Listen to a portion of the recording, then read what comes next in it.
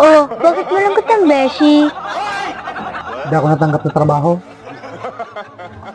Bagsak ako sa medical. Paano masabi? Pa, anong problema? Nagka-problema sa zodiac sign ko. Hindi ko naman alam na wala na akong almoranas eh. Oh, tapos, anong problema?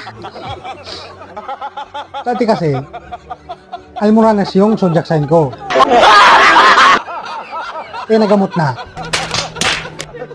Oh, tapos, ano na ngayon? Nak, atin lang to ha. Buli sa bituka. Kaya palang kamutin yan.